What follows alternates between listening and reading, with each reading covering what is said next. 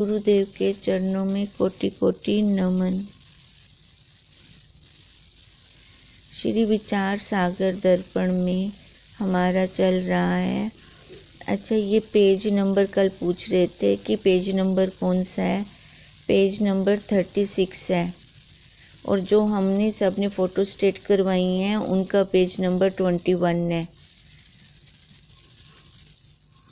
अब हमारा चल रहा था कि शंकावादी ने फिर से ये शंका की थी कि एक बार अगर ब्रह्म का प्रत्यक्ष दर्शन हो गया तो उसके बाद फिर ये विपरीत भावना या संशय कैसे आ सकता है।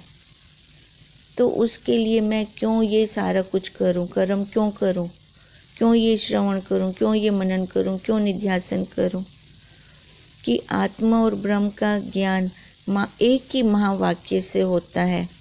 एक ही वाक्य से परोक्ष भी हो गया और अपरोक्ष भी हो गया। अब ये एक ही क्रिया से ये दो फल कैसे संभव हैं, ये उस शंकावादी का क्वेश्चन चल रहा था। तो सिद्धांती कह रहे थे कि अब ये उसके लिए जरूरी नहीं है जो कृतो उपासक है। कृतो उपासक मतलब जो कर के आया है। अब जो पीछे से करके आया है तो उसके लिए तो इन सब की जरूरत नहीं है। उसको जैसे ही तत्वनिष्ठ गुरुदेव महावाक्य देते हैं उसका काम बन जाता है। वो अपने स्वरूप में लग जाता है। निर्वात स्थान में जैसे दीप ज्योति हिले नहीं, वो हिलता नहीं है, फिर किसी भी परिस्थितियों से डावाडोल नहीं होता। वो एक दृढ़ वृत्ति वाला होता है। वो कृतोपासक कैसा होता है जो एक दृढ़ वृत्ति के साथ लग जाता है। जैसे पानी के अंदर एक तेल की बूंद गई तो वो फैल गई। एक गुरुदेव ने महावाक्य दिया तो उसके अंदर प्रकाश हो गया। वो खाली एक झीना सा आवरण था, उसको उसने हटाना था। और वो कैसे हटा? गुरुदेव के महावाक्य से। और गुरुदेव भी कैसे? तत्वनिष्ठ गुरुदेव के महावाक्यों से। और जो आकृतो उपासक होता है उसको तो सुनाते सुनाते सुनाते सुनाते गुरुदेव थक जाते हैं। वो इतना चिकना घड़ा होता है कि उसके अंदर कुछ जाता ही नहीं, वो वैसा का वैसा ही रह जाता है। अब वो क्यों रह जाता है वैसा? क्योंकि उसने पीछे से अपना रास्ता क्लियर नहीं किया। पहली सीढ़ी तो वो चढ़ा ही नहीं है और सीधा वो कह रहा है कि मैं छत पे पहुंचूं, तो ये कैसे हो जाएगा? तो उसके लिए उसको सीढ़ियाँ चढ़नी पड़ेंगी तभी वो छत के ऊपर पहुंचेगा। अब ये सिद्धांती ने कल हमें बताया था, यही सिद्धांती हमारे गुरुदेव जिन्होंने उस तत्व को सिद्ध किया हुआ है, उन्होंने यही कहा कि वो सीढ़ियाँ चढ़नी बहुत ज़रूरी हैं। अब वो सीढ़ियाँ कौन सी हैं? ये श्रवण की, मनन की, निध्यासन की। अब ये सीढ़ियों से भी पहले भी रास्ता क्लियर हो, विवेक, वैराग्य, षट संपत्ति, मुमुक्षुता, फिर जाके ये श्रवण मनन निध्यासन वाली सीढ़ियाँ चलेंगी। अब इन्हीं को ही तो अंतरंग साधन कहा गया था। अंतरंग साधन ये 8 जो बाहर वाले साधन है उनको त्यजना है, उनको छोड़ना है। पर जो जिज्ञासु है, अब उत्तम अधिकारी है तो उसके लिए ये पहले ज़रूरत पड़ेगी। फिर वो जैसे जैसे गुरुदेव ज्ञान देते जाते हैं वैसे वैसे वो छोड़ता जाता है। आकृतो उपासक के लिए ज़रूरत पड़ती है इन सब साधनों की। अब उत्तम अधिकारी तो वही है ना, केवल श्रवण मात्र से ही अपने काम बना लेता है। जैसे वो श्रवण करता है वैसे वैसे उसकी ग्रंथियाँ खुलती जाती हैं। अब कर्म भी, श्रवण करना भी एक कर्म है। उसके बाहरी कर्म तो खत्म हो गए, अब ये एक वाला कर्म, यही कर्म करने से उसकी संशय, उसकी भ्रांतियाँ खत्म होंगी। अब जैसे भगवान शंकराचार्य जी ने ब्रह्म का साक्षात्कार, अपरोक्ष साक्षात्कार करने के लिए महावाक्यों का प्रतिपादन किया है। वेदांत को उन्होंने खोल के रख दिया है हमारे सामने। देखो, खोल वही सकते हैं जिनका पहले खुद का अनुभव होगा। अब जो ऊपर छत पे खड़े होंगे वही तो नीचे से बच्चे को बोलेंगे, बच्चा इधर से आ, ये वाली सीढ़ियाँ अच्छी हैं, इधर से आ, यहाँ से तू जल्दी पहुँच जाएगा। अब इसलिए कहते हैं कि महावाक्य से ब्रह्म का प्रत्यक्ष ज्ञान हो जाने में भी कई वक्तव्य फिर नहीं रहते। इस प्रकार देखो, अलग अलग आचार्यों ने संकेत दिए हैं। अब संकेत किसके लिए हैं? वो एक देशी के लिए। जो एक देशी है वो तो कह रहा है कि महावाक्य से परोक्ष ज्ञान, महावाक्य से परोक्ष ज्ञान मानते हैं, उनके लिए ये संकेत दे रहे हैं अलग अलग तत्ववेता। अब पंचदशीकार क्या कह रहे हैं कि इतना सब सुन चुकने पर भी जो लोग ये कहते हैं कि महावाक्य से परोक्ष ज्ञान ही होता है, उनका शास्त्र सिद्धांतों का ज्ञान अभी बहुत बढ़िया नहीं है। वो कैसे हैं? जो खाली यही कहते हैं कि महावाक्य लेने पर, अब तभी तो कहते हैं अब गुरुदेव का श्रवण अगर उनकी मुख से, वाणी से महावाक्य निकल रहे हैं तो ये अंतःकरण क्यों नहीं ले रहा? अब क्या कारण है कि इस अंतःकरण के अंदर वो महावाक्य टिक नहीं रहे? इसका मतलब बर्तन साफ नहीं है और खाली भी नहीं है। नहीं तो महावाक्य मिले गुरुदेव के मुख से, तत्वनिष्ठ गुरुदेव की मुख से, और इधर ज्ञान ना हो, कोई तो कारण होगा ना। अब वही कह रहे हैं कि इतना सब सुन चुकने पर भी फिर भी उसके बाद शंका बनी रहे कि महावाक्य से तो केवल परोक्ष ज्ञान ही होता है, तो उन्होंने अभी कुछ विशेष ज्ञान नहीं लिया। वो शास्त्र पढ़ तो जरूर रहे हैं पर उनके अंदर पढ़ नहीं रहे।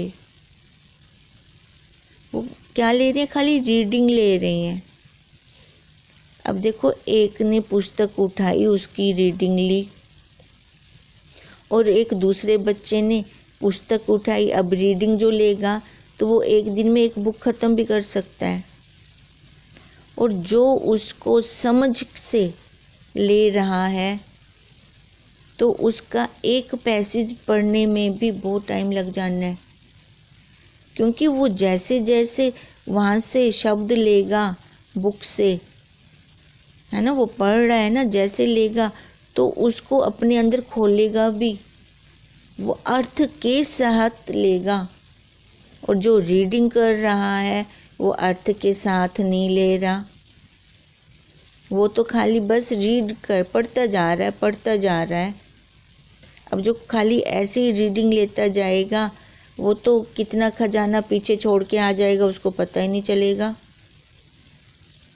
ये शास्त्र हमारे लिए हेल्प करते हैं, हमारे सहायक साधन हैं, पर असली खजाना तो हमारे अंदर है, हमने ही अपने अंदर से निकालना है।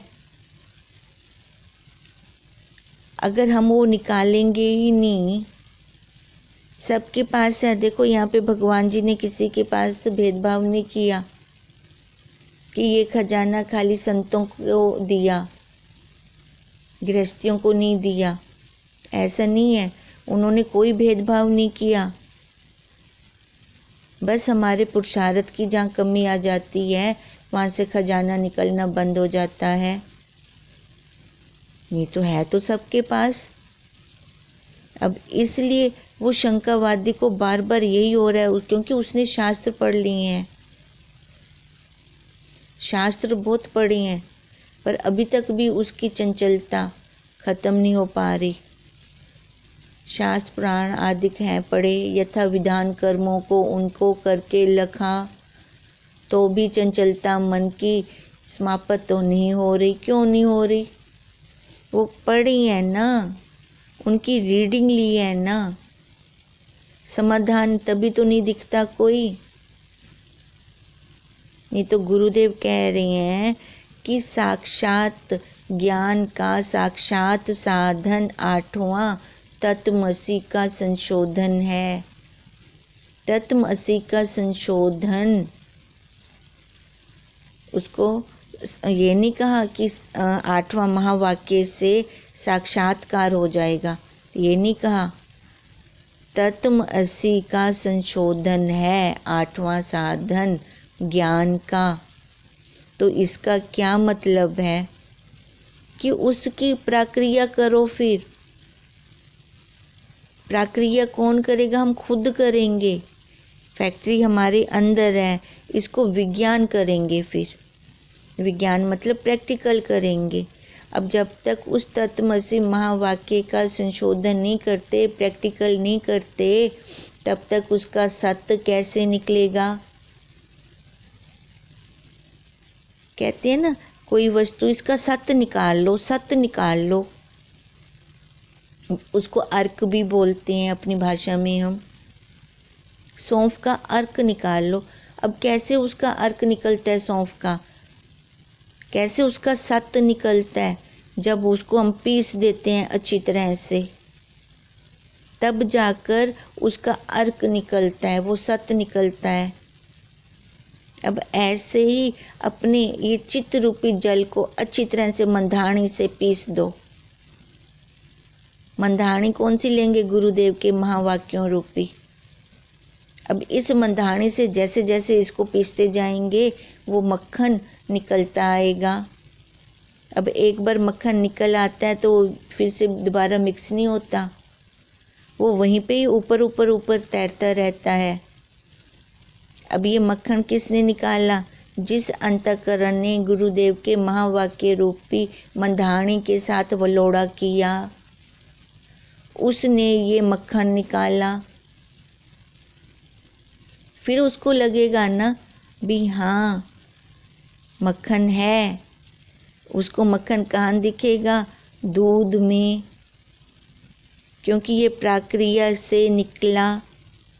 अब प्रक्रिया कहाँ से निकली? दूध में। देखो तो वैसे मक्खन दिखता है क्या हमें? नहीं दिखता। अब उसकी दृष्टि कहाँ होगी? चूड़ी देखते हुए सीधा सोने पर होगी। तो उसने वो प्रक्रिया की होगी। तभी तो कहते हैं कि इतना सब सुन चुकने पर भी लोगों को ये शंका बनी रहती है कि महावाक्य से परोक्ष ज्ञान कैसे हो सकता है।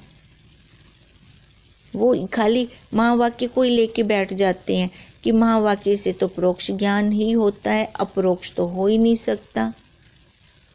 अब उनका जो ये कहना है ना, कोई ज़्यादा उन्होंने बुद्धिमानी वाली बात नहीं की, कोई अच्छी बात नहीं की।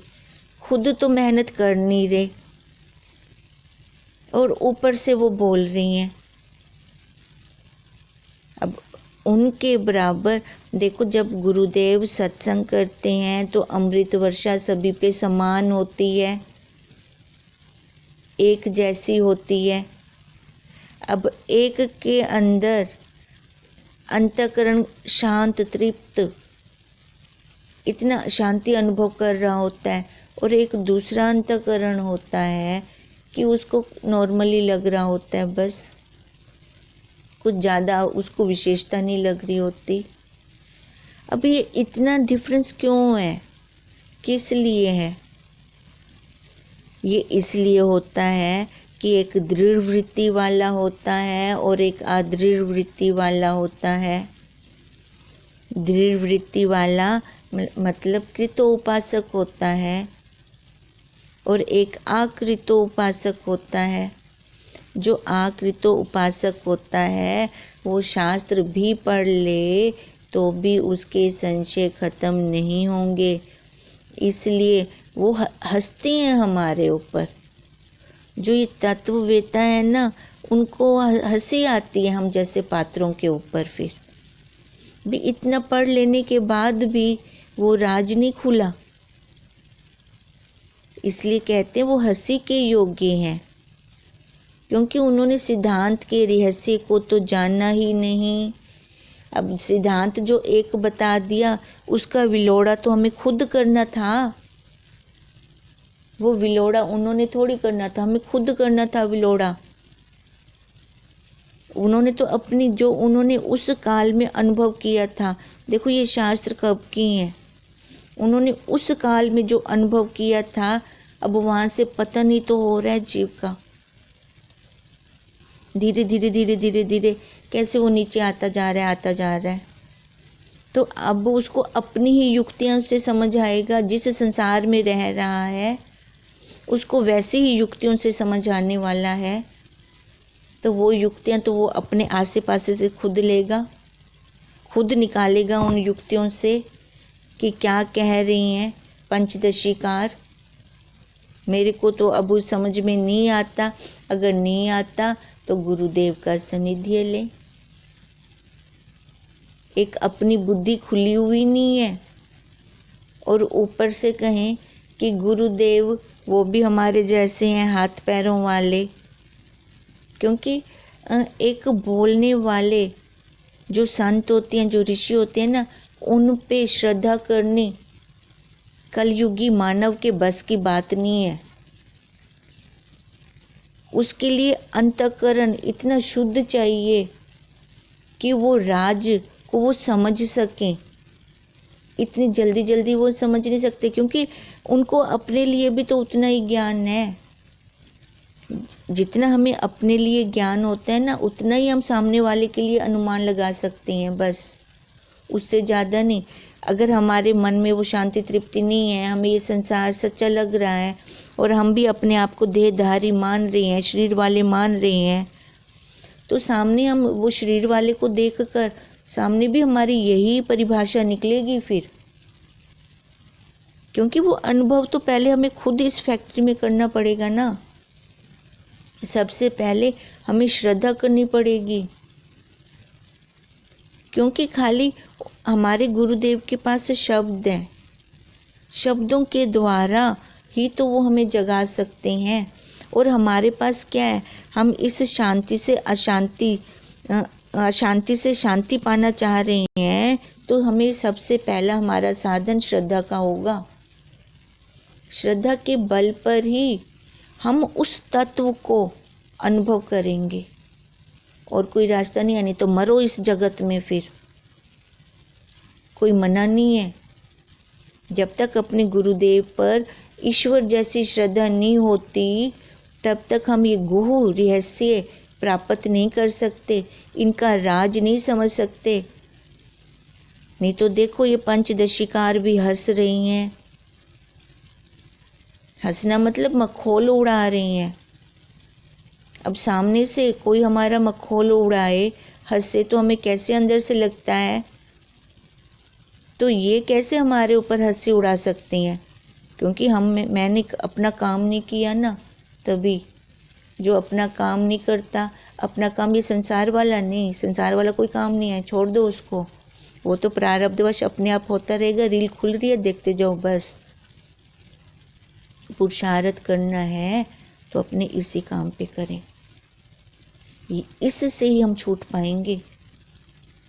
जो ये पंचदशीकार हंस रहे हैं ना हमारे ऊपर, उनकी हंसी हम बंद करना चाह रहे हैं, तो अपना काम कर लें। अपना काम यही, पहले तो एकांत का सहारा लें, बैठे अंदर भी क्या कह रही हैं, नहीं समझ में आता तो अपने गुरुदेव की शरण ले लें। देखो फिर ये राज कैसे खुलते हैं, कैसे खुलते हैं। वो अपने आप, हम कहते हैं हमारे गुरुदेव हमारे अंग संग हैं, हमारी मन की बात को जानते हैं। अंग संग हैं तभी तो जानते हैं। एक एक क्रिया पे हमारी हमारी एक एक क्रिया पे उनकी दृष्टि है, हमारे गुरुदेव की। ये बाहर वाले सीसी कैमरे के लिए तो इलेक्ट्रिसिटी चाहिए, उस तत्व में कौन सी इलेक्ट्रिसिटी चाहिए? कैसे वो हमारे ऊपर निगरानी रखे बैठे हैं। कभी ये अनुभव हुआ? अनुभव करोगे तो ज़रूर होगा। जब कोई संशय आता है, परिस्थिति आती है, कैसे वो हमें सजग करके जाते हैं। इसलिए कहते हैं कि शास्त्र सिद्धांतों का ज्ञान तो उसका बहुत अच्छा है, किस साधक का, जिसको ये लग रहा है कि इतना सब सुन चुकने पर भी जो लोग यह कह रहे हैं कि महावाक्य से परोक्ष ज्ञान ही होता है। शास्त्र सिद्धांतों का ज्ञान तो उनका अच्छा है, पर वो हंसी के योग्य हैं, क्योंकि उन्होंने कोई विशेष काम नहीं किया। अब सिद्धांती हंसी में कहते हैं, तुम्हारी यह युक्ति बड़ी भारी युक्ति रही कि जो जीव अभी तक स्वतः अपरोक्ष था, प्रत्यक्ष था, उसे अब ब्रह्म भाव की इच्छा हुई।